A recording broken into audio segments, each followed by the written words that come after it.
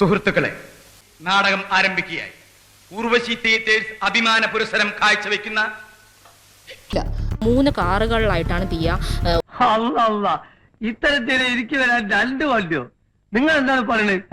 രാധുവിനെ separate ഒരു കാറിൽ, ഞങ്ങളെ 2 സെപ്പറേറ്റ് ഒരു കാറിൽ നിർബന്ധിപ്പിച്ച് അത് തട്ടിക്കൊണ്ട് പോകുന്നത് തന്നെയാണ്. നമ്മളറിയാത്തൊരു വണ്ടിയിൽ നമ്മളെ കയറ്റിയിട്ട് പോകുന്നത്.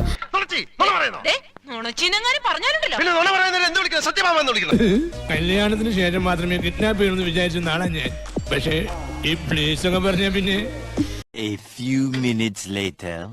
ഇവര് QR കോഡ് വർക്ക് ചെയ്യുന്നില്ലെന്ന് പറയും വരുന്ന കസ്റ്റമേഴ്സ്. എന്നിട്ട് അവരുടെ ഫോണിലെ QR കോഡ് കാണിക്കും. ഇതെല്ലാം അവിടുത്തെ CCTV വീഡിയോ ഒന്നും എടുത്തിട്ടുണ്ട്, പോലീസിനെ കൈവശം ഇരിപ്പുണ്ട്.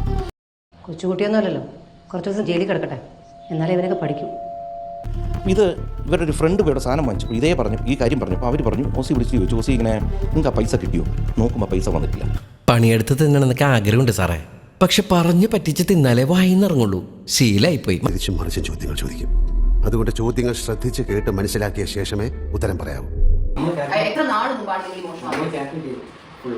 പ്ലാനിങ് തുടങ്ങിയിട്ട് കാലം കുറെ ആയിരിക്കണോ?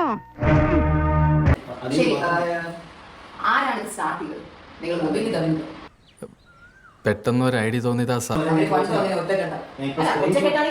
ഒറ്റക്കെട്ടാകുമ്പോ ഒരുമിച്ച് പോകാലോ, കൂട്ട് കാണും. ഒരിക്കൽ കെട്ടാ പിന്നെ എന്താവശ്യം വന്നാലും ആദ്യം തോന്നുന്നത് കക്കാരാ. എത്ര നാൾ മുമ്പാണ് ഇത് ആദ്യം വെച്ചത്? ആ ടൈം ലൈൻ പറയും. മോഷണം ഇത് നടാടെയല്ലേ? നിങ്ങൾ പറഞ്ഞു മനസ്സിലാക്കി കൊടുത്തൂടെ? സത്യം പറഞ്ഞാൽ നമുക്ക് ഇത് ക്ലീൻ ആയിട്ട് ഡീൽ ചെയ്യാം. അല്ലെങ്കിൽ ഇപ്പൊ ഞാൻ ഈ ചോദിക്കുന്നത് പോലെ പോലീസ് ആയിരിക്കും എന്ന് ചോദിക്കുന്നത്. വല്ല ആവശ്യം ഉണ്ടോ അതിന്റെ? വരുമോളെ, എപ്പോഴാണ് ഇത് ആദ്യമായിട്ട് ചെയ്തത്? എത്ര നാൾ മുമ്പാണ് ആദ്യം ചെയ്തത്? നീ എന്നോട് കൂടുതലൊന്നും ചോദിക്കരുത്. അപ്പൊ അത് കറക്റ്റ് ആയിട്ട് വർക്ക്ഔട്ട് ആയിട്ട് നിങ്ങൾ വിചാരിച്ചാണ് എന്തായാലും ഇത്ര ഇൻകം വരുമല്ലേ, കുറെ നമുക്ക് കൂടി എടുക്കാന്ന് വിചാരിച്ചാണ് അല്ലേ? പിടിക്കില്ല എന്ന് പറഞ്ഞാൽ അങ്ങനെ തോന്നും, പക്ഷേ ഒരിക്കൽ പിടിക്കപ്പെടും. അവസാനമായിട്ട് നിങ്ങൾ ചെയ്താൽ അറിയട്ടെ, ഈ പറഞ്ഞു വിടുന്നതിന് എത്ര നാൾ തോന്നിയില്ല. കാര്യം ഇന്നലെ രാവിലെ കൂടെ വിരുദ്ധ ത്രെഡ് ചെയ്തതേ ഉള്ളൂ.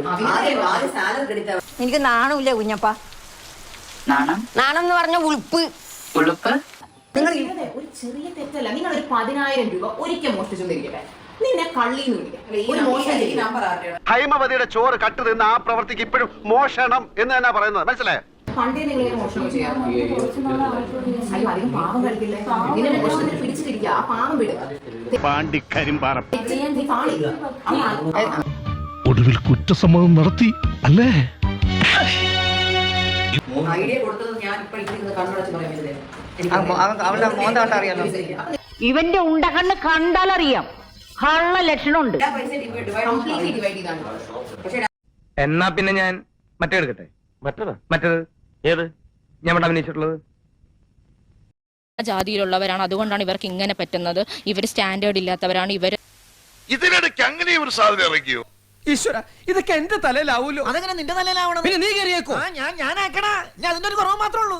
കള്ളൻ എന്ന പേര് ഒരിക്കൽ വീണാ പിന്നെ അത് തേച്ചാലും മാച്ചാലും പോവില്ല മോനെ. ഓർക്കണം, ഓർത്താൽ നന്ന്.